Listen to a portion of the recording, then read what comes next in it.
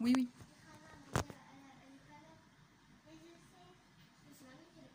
D'accord. D'accord, pas de problème. D'accord. Bah, c'est bon, elles l'ont toutes fermées, ça va. Euh, d'accord. D'accord, pas de problème. Amen, amen. Alors, Boker Tov.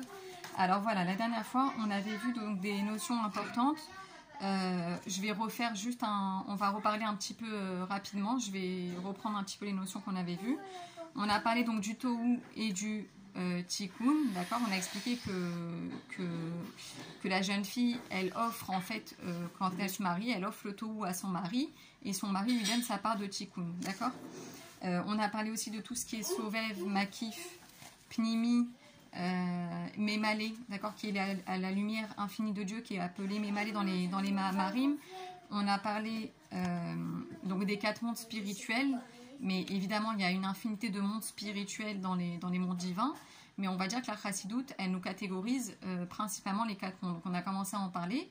On a dit le monde de l'émanation, c'est le Olam Atzilut, Olam Abriya, donc c'est le monde de la création, Olam Yetzira, le monde de la formation, et Asiya, le monde de l'action. D'accord. Et donc, évidemment, on a expliqué que les âmes de Hatzilut, ce sont les âmes de Moshe, enfin, les âmes qui sont du niveau de Moshe Rabbeinu ou des 36 tzadikim qui sont cachés. En tout cas, c'est des justes parfaits qui sont là pour éclairer le Ham Israël tout au long de l'exil. D'accord. Donc ça, c'est important de le savoir, c'est qu'on n'est jamais seul, peu importe de quelle tendance on est. Rabbi et Shechad, ça veut dire qu'on a toujours un capitaine dans le bateau. Et on sait que, mais on va en parler après, comme quoi Moshe Shebador, c'est le premier Moshe que le peuple juif a connu, et donc son âme se réincarne de génération en génération.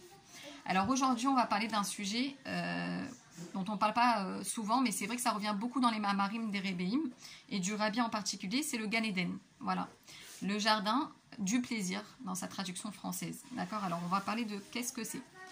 Une question se pose, de quelle manière l'âme profite-t-elle de cette lumière divine une fois qu'elle remonte à sa source dans les mondes divins?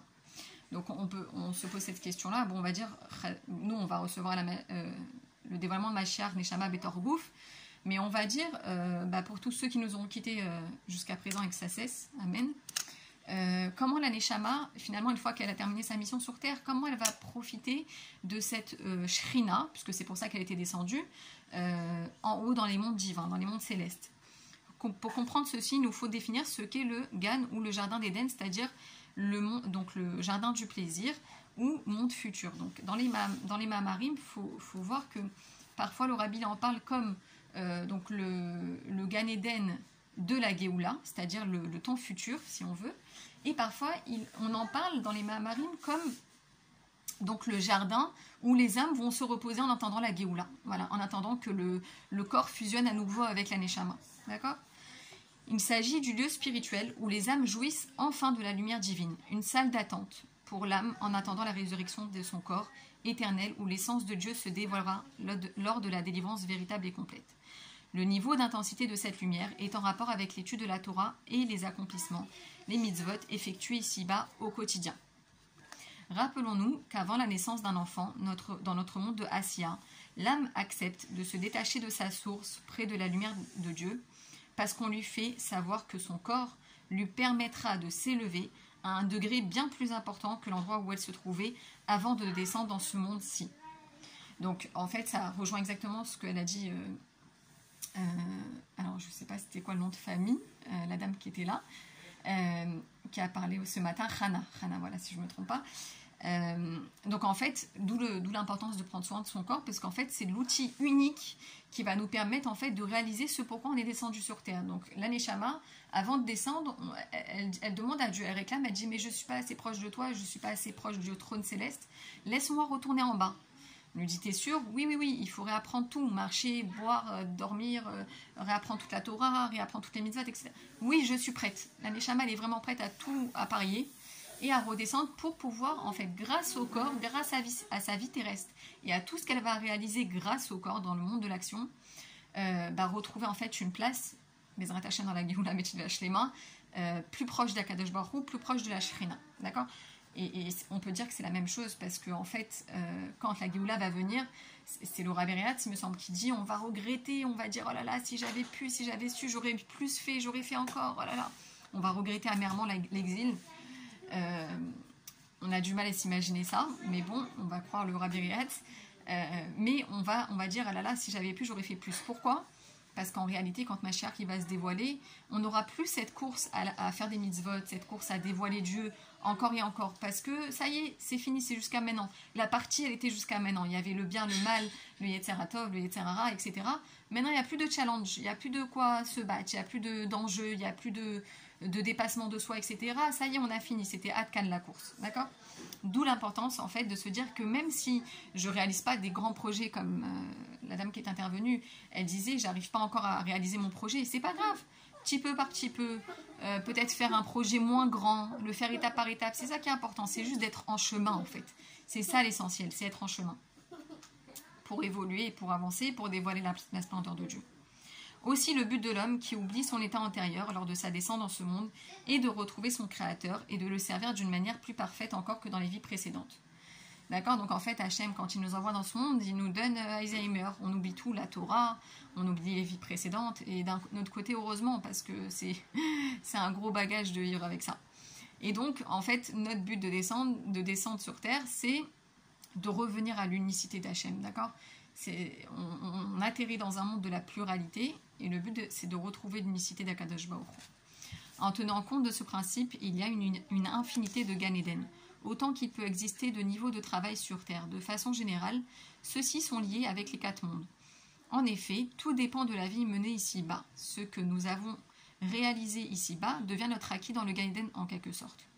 Alors je vais vous donner un exemple que le Baal Shem Tov il rapporte. Le Baal Shem Tov nous raconte l'histoire d'un juif qui était cocher, un conducteur de calèche. Il conduisait sa calèche toute la journée. Et lorsqu'il rentrait chez lui à la tombée de la nuit, il racontait à sa famille tous les événements de sa journée, tandis qu'il conduisait sur sa calèche. Dans son lit, il rêvait encore qu'il conduisait sa calèche.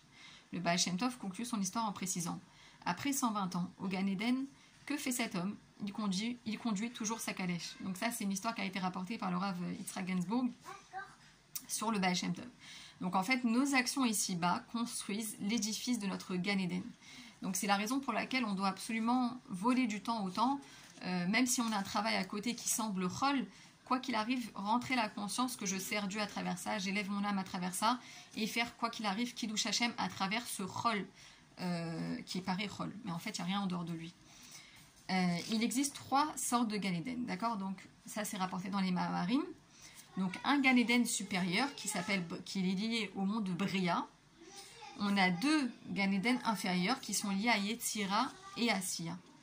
Dans Hatzilut se trouve l'Éden, qui est le dévoilement du plaisir divin à l'état originel, c'est-à-dire tel que nous le retrouverons dans la délivrance véritable et complète. Il y a donc à la source de tous les différents Gan Eden, plaisir divin. D'accord ? Donc en gros, la Chassidut, elle nous explique que donc nous avons 3 Gan Eden, d'accord ? Donc on a le plaisir originel donc qui est resté en Hatzilut. Ça veut dire que, comme le Rabbi nous explique souvent, Chayoui Vegarmoui Chad, donc ça veut dire que ces Kélim, sa lumière, sont un avec Hachem. Il n'y a pas de séparation du tout.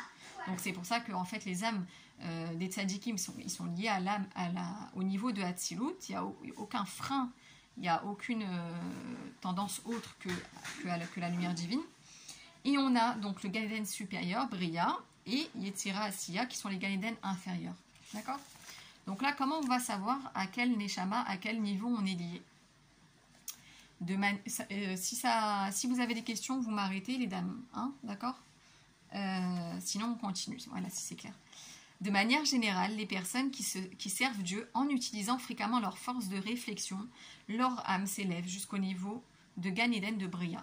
D'accord ? C'est-à-dire qu'on peut parler aussi du sommeil quand on s'endort. Pourquoi est-ce qu'on s'endort ?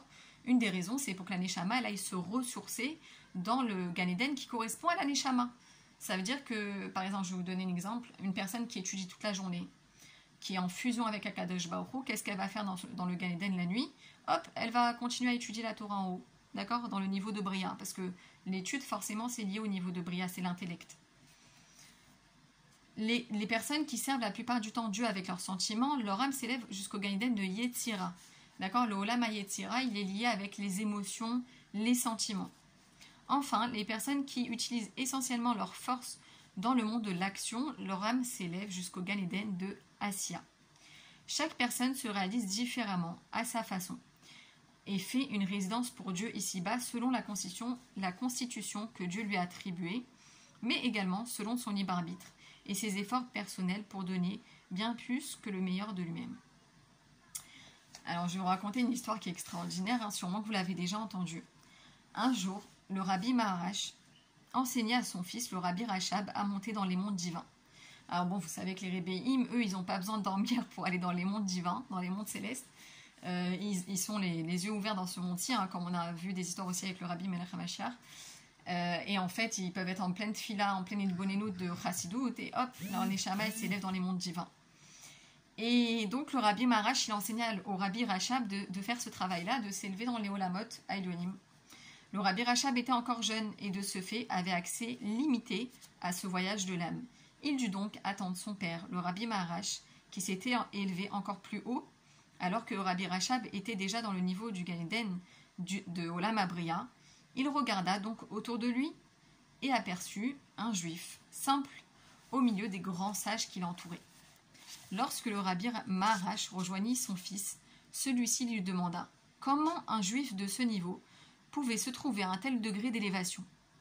Le Rabbi lui expliqua qu'il avait gagné cette place parce qu'il avait appris le livre du Tanya par cœur. Le Tanya étant considéré comme la Torah écrite de la Chassidut. Donc voilà, vous vous rendez compte que nous qui sommes des petites âmes, on peut atteindre toucher le niveau du Gan Eden de Bria, avoir ce niveau d'élévation. Il en va de même pour ce qu'on appelle le Gehinom. En fait, c'est quoi le Gehinom? Parce que c'est vrai que dans les autres religions, on parle du Gehinom comme une punition, comme un Onesh, et comme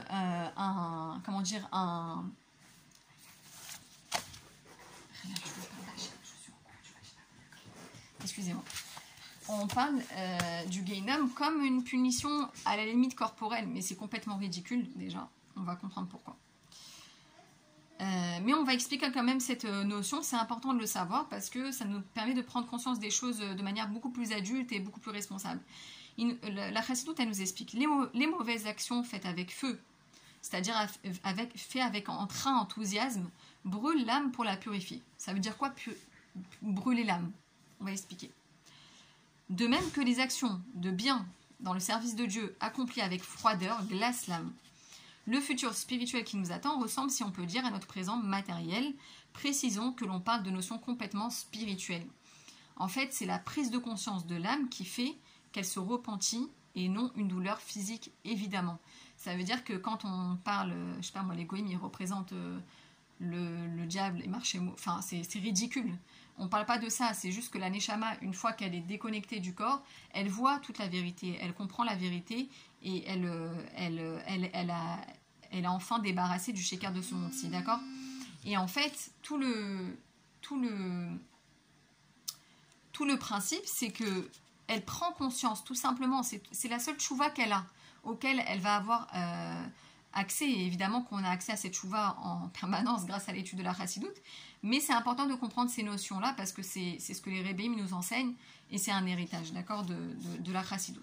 Avant de descendre dans ce monde, on fait jurer la Neshama, telle qu'elle est liée au corps, dans le ventre de la mère, de devenir tzaddik. Voilà, c'est ce qu'on demande, Tei tzaddik ve'al tei racha. C'est ce qu'on voit au tout début du Tanya. De retrouver et de servir son créateur pour ensuite s'élever au-dessus du degré de proximité initiale avec le créateur. Ce que nous décidons de vivre sur terre se retrouve en haut, à la différence que lorsque l'âme retourne à sa source, la vérité absolue lui est révélée. Elle n'est plus aveuglée par le mensonge, les fausses idées, bien que cette vérité nous est accessible par l'étude de la Chassidut et de la Torah, évidemment, sur terre. Si nous servons Dieu en faisant beaucoup de mitzvot, d'actions, par exemple, pour organiser des fêtes, pour les enfants au moment de Hanouka ou distribuer des bougies de Shabbat aux voisines, notre Gan Eden sera du niveau de Asiya. Et si nous servons Hachem, notre Créateur, en étudiant la partie intellectuelle de la Torah, le Gan Eden sera du niveau de Bria. Donc vous comprenez en fait que tout a une correspondance. D'accord? De la même manière qu'on a expliqué que l'inconscient c'est le or Asovev, que c'est le makif, etc., etc. Là, c'est pareil, ça a une correspondance. Ça veut dire que on peut savoir finalement à quel niveau d'élévation on correspond. Et il n'y a pas un niveau qui est meilleur que l'autre. C'est tout simplement comment Hachem il a construit notre Neshama. Et tout est bien. Tout est bien. Et c'est juste que l'étude de la Chassidoute, elle nous permet de se clarifier et de s'identifier et d'éclaircir en fait notre mission sur Terre à chacun d'entre nous. Rappelons-nous que la veille de la délivrance, le monde futur se dit également Gan Eden, où le divin sera dévoilé pour toutes les créatures également en fonction des efforts investis durant l'exil. Ceci étant dit, la Chassidoute nous enseigne que la notion du bien et du mal n'existe pas dans le Gan Eden. C'est-à-dire qu'une âme qui a atteint le Gan Eden spirituel de Bria ne se sent plus exister, elle n'a plus conscience de l'image de son existence, car elle est fondue dans la lumière venue d'Astilut, le bien absolu et le fait de ne pas ressentir l'âme.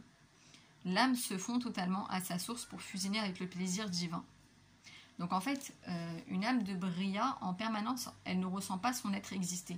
Et c'est ça qui est extraordinaire. Et on peut l'atteindre quand on est par exemple chaliar, que ce soit par les écrits, voilà, de publier des journaux de Géoula, que ce soit être chaliar à Katmandou, peu importe en fait, chacun dans sa shlichut, d'être journaliste, etc. Peu importe, quand on se sent chaliar, on est investi de cette illimité dans notre neshama. Et en fait, ce qui permet de ne pas se sentir exister. Parce que c'est l'âme du Nassi qui agit à travers nous, et c'est plus nous, c'est plus nos limites, c'est plus nos conditions, etc. On s'est branché, on s'est attaché à l'infini. Le monde de matière dans lequel nous vivons est investi par l'essence du Créateur, d'où l'importance de l'accomplissement des mitzvot pour s'inscrire dans l'éternité. Et donc, comme le Rabbi nous dit souvent, surtout dans cette génération, Amaasé ou Aïkar, c'est pour ça que d'où l'urgence en fait de sortir et de mettre les tefilines à tous les hommes, de leur demander de mettre les tefilines pour qu'ils aient accès, Bezrat Hashem, tout de suite à la Géoula Metzita Shlema. D'accord? Donc il y a une urgence en fait à ce qu'au moins on essaye de faire accomplir à chaque juif la mitzvah. Une femme, elle va essayer de faire accomplir la mitzvah de allumer les bougies de Shabbat. L'homme, il va entraîner le juif à mettre les tefilines, etc. et à l'influencer pour le bien. Donc évidemment que comme on est dans le monde de Asiya, on va aussi axer notre travail sur l'action. En tout cas, les âmes qui sont liées à l'action, elles participent et elles sont là pour nous aider à faire avancer le monde vers la Géoula Metzita Shlema. D'accord? Chacun à sa manière, évidemment. Le vêtement de l'âme. Alors là, on va parler des vêtements de l'âme. Chose qui est très, très intéressante. C'est le Rabbi Ariatz qui va nous en parler dans les Mahamarim. Le Rabbi Racham. Le Rabbi Racham nous enseigne qu'il existe deux sortes de vêtements spirituels à l'image des vêtements matériels. D'accord? Donc le premier vêtement est celui qui couvre notre nudité. D'accord? Comme les sous-vêtements. Le deuxième est celui qui dévoile notre personnalité. Nous devons en déduire nos vêtements spirituels dans le Gan Eden. Celui qui cache notre nudité provient des mitzvot accomplis dans ce monde, alors que les vêtements qui dévoilent notre personnalité est l'aboutissement de notre étude de la Torah dans ce monde-ci. Donc, c'est-à-dire qu'en fait, on a deux haganot, une protection, un vêtement spirituel, en fait. Quand on monte la nuit, se reposer et se ressourcer dans les mondes divins, on a le vêtement donc, qui recouvre la nudité, c'est les mitzvot accomplis dans ce monde, et le vêtement qui dévoile notre personnalité, c'est notre Torah. Comme on dit, chacun il a sa Torah, Shivim Panim la Torah. Quand un juif il va étudier la Torah, il va avoir sa propre perception des choses, et c'est très bien. D'accord? Exemple, Hana, la mère du prophète Shmuel, qui avait attendu des dizaines d'années pour enfanter, avait fabriqué le manteau de son fils avec beaucoup d'amour. Shmuel servait Dieu au temple de Shiloh et son manteau grandissait avec lui. Le manteau de l'enfant Shmuel était rempli d'amour. Le manteau que nous revêtons ici-bas est celui que nous revêtirons en haut. L'écouter Torah du Harizal. Ça veut dire en fait le manteau du prophète Shmuel, il était fabriqué en quoi? En amour. En amour, l'amour que la mère, elle lui portait, à tel point qu'il grandissait avec lui, qu'il évoluait avec lui. Donc c'est en quelque sorte aussi un vêtement spirituel. D'ailleurs, elle avait dit à Kadosh Baruch Hu, je ne veux pas un enfant pour moi, je veux un enfant pour toi, pour ta gloire, à toi.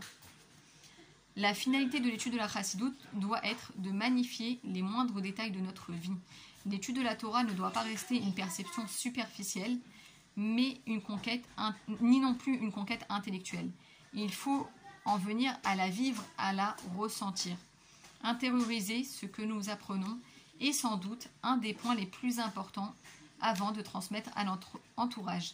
Seule l'étude de la Chassidut Rabat permet d'éveiller le cœur du juif dans notre génération, selon les paroles du Rabbi. Et c'est vrai que dans notre génération, la Chassidut Rabat, elle est accessible à tous. Et c'est notre travail de continuer à la diffuser, à la dévoiler à travers le monde, chacun à sa manière, avec ses kélim. Et on a tous sa manière personnelle de le faire. Et c'est ça qui va être le médicament, l'antidote de notre génération, l'antidote de l'exil. C'est ça qui va nous ouvrir la porte vers la Géoula, Meshit V'Ashlema. Est-ce que vous avez des questions jusqu'ici ou ça va? Si ça va, je continue. Voilà. Exactement. Dira Betartonim, chacun à sa manière. Et après, on a bien compris là, avec ce qu'on vient d'étudier, qu'en fait, chacun à sa manière, ça veut dire que chacun a une âme différente. Et c'est important de s'identifier, de se dire, ok, moi, je sens que je suis plus liée. En fait, qu'est-ce qui me vitalise? Est-ce que l'étude, elle me vitalise? Est-ce que c'est l'action qui me vitalise? À quoi j'appartiens? Est-ce que c'est les sentiments, etc. Et en fait, une fois qu'on apprend ça, eh ben, on sait ce qu'il nous reste à faire. Comme elle dit, on peut se lancer dans son projet, on peut avancer avec ses kélim, avec sa manière à soi. Et c'est ça qui est extraordinaire. Voilà, faire du Rabbi Tartonim à sa manière. Et en fait, cette compréhension-là, elle nous permet de prendre conscience qu'on n'a pas à se comparer. Parce que si en fait on croit qu'on est censé être comme tout le monde, on se trompe. Hachem, il nous a fabriqué chacun avec une identité unique. C'est ça qui est extraordinaire. De la même manière qu'Hachem est unique, chaque juif il est unique. Et on ne doit pas se dire, ah mais l'autre il fait mieux que moi, elle est plus, elle a un potentiel plus grand, regarde, elle se réalise. Pas du tout, on ne doit pas commencer à rentrer dans le comparaison, c'est le piège. Pourquoi? Parce que ma neshama, elle ressemble en rien à l'autre. Et je ne serai jamais comme elle, et elle sera jamais comme moi. Parce que j'en suis pas capable, et qu'elle n'en est pas capable non plus. Mais par contre, ce qu'elle est capable de faire, moi je suis capable aussi de faire autre chose à ma mère, etc., etc. Donc en fait, ça nous permet de comprendre qu'on n'est pas différent pour s'amuser à se comparer et perdre du temps. Pas du tout. On est une complémentarité. C'est ça qui est extraordinaire. Chaque juif, il est la complémentarité de l'autre. Voilà. Alors, on va donner un exemple. Le Baal Shem Tov et le Maguid de Mezrich étudient ensemble le Zohar. Le Baal Shem Tov demanda à son élève de lui expliquer certaines notions, ce qu'il s'empressa de faire. Nous parlons donc de géants du judaïsme qui connaissaient la Torah avec toutes ses explications. Le Baal Shem Tov attendait quelque chose de la part de son élève, donc le Maguid de Mezrich. Il lui demandait à plusieurs reprises, c'est tout ce que tu sais? Et au final, le Baal Shem Tov, apparemment déçu, lui dit, laisse-moi te montrer ce que veut dire étudier. Et le Baal Shem Tov commença à lire et tout à coup, la pièce fut envahie de l'ange qu'il venait de nommer. L'élève, nous pouvons le comprendre, fut interloqué. Le Baal Shem Tov lui expliqua que la Torah ne reste pas dans les livres. Elle se vit dans tous les sens du terme. Ça veut dire en fait, ce que le Baal Shem Tov il voulait montrer au Maguid de Mezrich, c'est que ça doit te prendre dans les tripes. Voilà, si on peut dire dans le langage courant d'aujourd'hui, c'est que c'est pas juste t'es en train d'étudier, mais c'est bien, ça fait du bien au cerveau, etc. Non, tu dois le faire entrer dans l'intellect, ensuite tu dois le faire descendre dans les sentiments, vibrer, et ensuite forcément l'action elle va suivre. C'est ça qui est extraordinaire. Évidemment, on parle de Géonim, hein, de faire apparaître un ange parce qu'il a prononcé son nom, c'est waouh. Le Rabbi Lubavitch nous rapporte un enseignement qui nous dévoile le plan de notre Avodat Hashem, service divin. Le Rabbi nous explique qu'il faut que nous, les Juifs, vivons au-delà du temps. Comment est-ce possible dans ce monde de Tikkun où nous savons que le temps nous guette? Être au-delà du temps, simplement, et ceci est applicable à chaque individu. En réalité, l'intensité que nous mettons dans chaque moment de notre vie transcende le temps. S'investir pleinement dans ce que nous faisons à chaque instant. Donc ça, c'est un secret que les Rebbeim nous donnent. Parce que des fois, on se dit... il faut jamais se dire j'ai pas assez de temps, parce que c'est le meilleur moyen de ne pas en avoir, déjà jamais parler négatif. Même le Rabbi nous dit de ne pas jamais dire j'ai pas de mémoire, ou des choses comme ça. C'est du lachon hara sur soi-même, déjà, on n'a pas le droit de parler comme ça et de se limiter. Mais de deux, comment on peut transcender le temps? C'est quoi ce secret du temps? Donc en fait, les Rebbeim nous expliquent que le meilleur moyen de transcender le temps, c'est que quand je décide de faire quelque chose, alors je le fais à fond. j'oublie tout ce qui se passe tout autour du monde, de moi, autour de ma petite personne, et je m'investis dans ce que je suis en train de faire pleinement. Il n'y a rien qui existe à part ce que je suis en train de faire. Et en fait, donc, c'est la capacité de concentration ou l'intensité que je mets dans la chose, dans toute mon âme, dans toute mon maneshama, et ben ça va permettre finalement de dépasser cette notion de temps.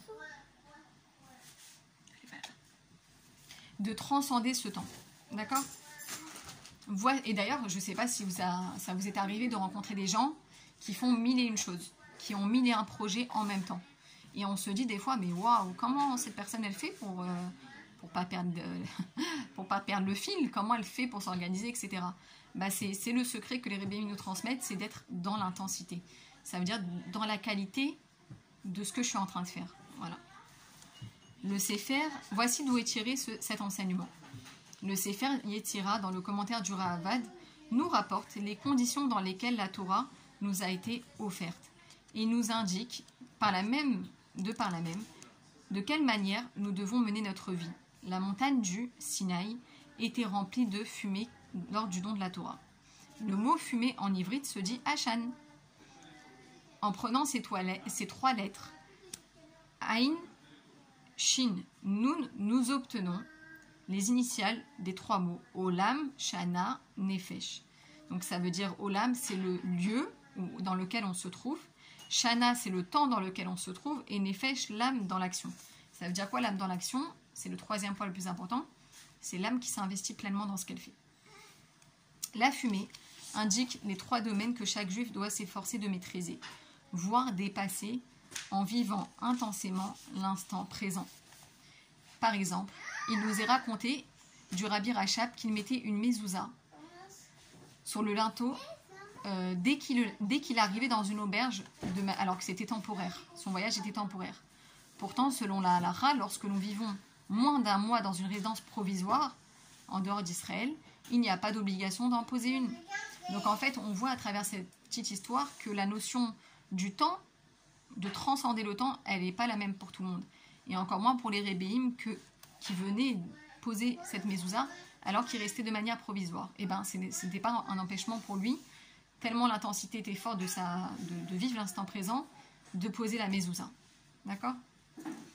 Est-ce que vous avez des questions, mesdames, ou je continue? Voilà, s'il y a des questions, vous me dites. Le temps des tzadikim. Alors, comment est-ce que les tzadikim y perçoivent le temps?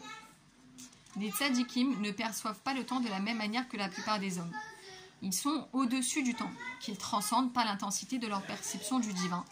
Même si cette idée paraît difficile à concevoir, vivre intensément l'étude de la Torah et l'accomplissement des mitzvot est une réalité qui peut et qui doit être à la portée de tous.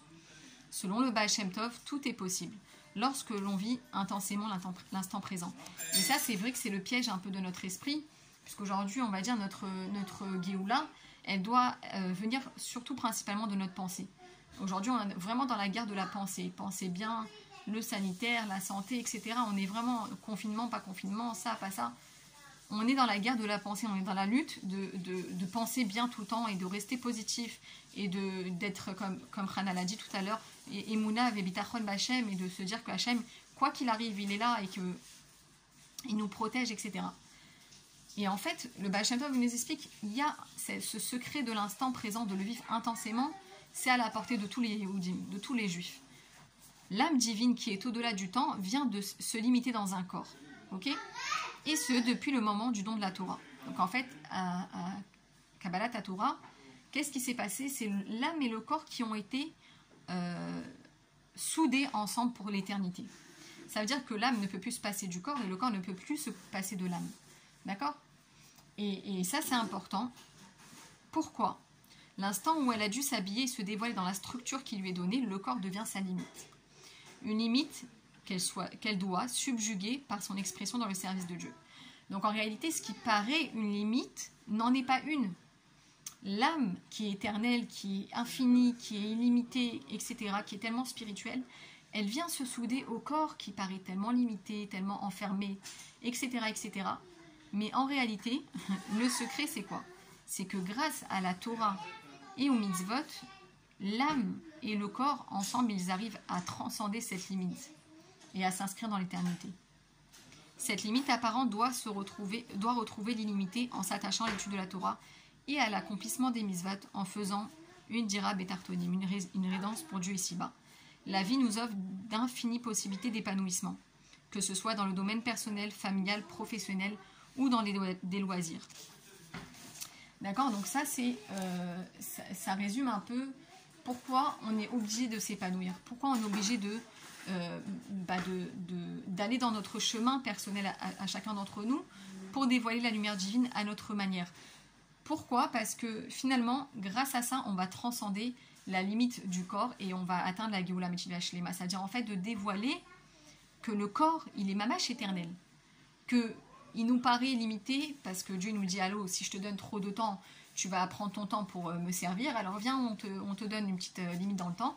Mais en vrai, comme on est la dernière génération de la Galoute et la première de la Géoula, ce qu'on doit avoir conscience aujourd'hui, c'est que je transcende la limite de mon corps par l'élévation de ma Neshama. Et qu'en fait, le corps, il est vraiment éternel. Il est vraiment éternel, puisque c'est ce qu'on va vivre. On va voir tout le monde se relever. Ils vont vivre dans l'éternité, et nous avec. Donc, on peut transcender cette limite du corps grâce à l'accomplissement des mitzvot, grâce à l'étude de la Torah. Avraham Avinu s'appelait alors Avram, et sa femme s'appelait Sarai. Dieu prit la lettre Yud de Sarai, qui correspond au chiffre 10, et la divisa en deux. Un He, qui a pour valeur numérique 5, dans le prénom de Avraham, et le second, pour Sarah, ce He représente la force d'enfanter, enfanter une expression. On apprend de là également l'importance du prénom qui aide l'âme à s'exprimer. D'accord, donc ça c'est important, ça c'est lié aussi beaucoup aux enseignements de mon mari où il a écrit le livre sur les prénoms et où on explique chaque lettre là-bas, il explique chaque lettre selon la chassidoute et la Kabbalah, comme quoi le He c'est quelque chose d'important pour par exemple une femme, si elle n'arrive pas à enfanter, que ce soit des enfants, mamash, begashmiout ou s'exprimer, alors c'est une bonne chose qu'elle ait le He qui est lié à l'expression. Le rabbi nous enseigne qu'avant l'alliance par la circoncision entre Avram et Dieu, Avram, le père des nations, donc ça veut dire Avram, le père élevé. Avram était doté d'une intelligence qui précédait le monde, une sagesse très élevée. Depuis que Dieu a ajouté la lettre E à son prénom au moment de la circoncision, toutes les grandes âmes passent par le Ham Israël. Le He représente la Brit Mila également. Avant le don de la Torah, le corps et l'âme n'étaient pas soudés ensemble. Lorsqu'une personne décidait d'être un serviteur de Dieu, unique, elle attirait sur elle ou en elle une conscience, une âme divine. Mais si la personne en question fautait et retournait aux idoles des peuples, son âme divine fuyait aussitôt le corps et abandonnait ce corps d'un croyant. C'est incroyable ce qu'on est en train de dire, c'est qu'en fait, elle pouvait passer d'un état à l'autre en permanence. Dès qu'elle elle reconnaissait Dieu, qu'elle faisait des bonnes actions qui allaient dans l'esprit d'Akadosh Baruch Hu, une âme divine venait s'attacher au corps. Et dès que la personne elle fautait, hop, l'âme divine elle fuyait. Et il lui restait que l'âme animale et l'âme intellectuelle. Et alors, quelle différence? Abraham a pris sur lui l'alliance sacrée, s'engageant à être un juif qui sert Dieu de tout son être. À partir d'Avraham Avinu, les âmes juives se doivent d'exprimer la divinité au quotidien. Donc en fait, à partir de ce moment-là, l'âme divine et le corps du juif vont se retrouver soudés, d'accord, un avec l'autre. Si notre âme divine est en nous, ce n'est, nous dit le Rabbi Rayat, à titre de comparaison, comme le doigt de pied de l'âme dans le corps. Avec ce petit bout divin, nous devons exprimer notre neshama, faire en sorte qu'elle se répande totalement en nous, pour enfin s'extérioriser et éclairer ce qui l'entoure. Éclairer le monde de lumière divine. Aussi, ce fait constitue-t-il la complexité de l'être humain. Donc vous savez qu'on a plusieurs niveaux de l'âme, on en parlera un peu dans un chapitre prochain. On a 5 niveaux de l'âme. On a Nefesh, Ruach, Neshama, Chaya et Chida. Nefesh, donc c'est le niveau qui vitalise l'âme, c'est-à-dire qui vitalise au niveau physique. C'est elle qui vitalise le corps. Pardon, j'ai dit l'âme, c'est elle qui vitalise le corps. Nefesh, donc Ruach, c'est le niveau un peu plus spirituel. Neshama, mais ça on va en parler dans les chapitres à venir, si Dieu veut.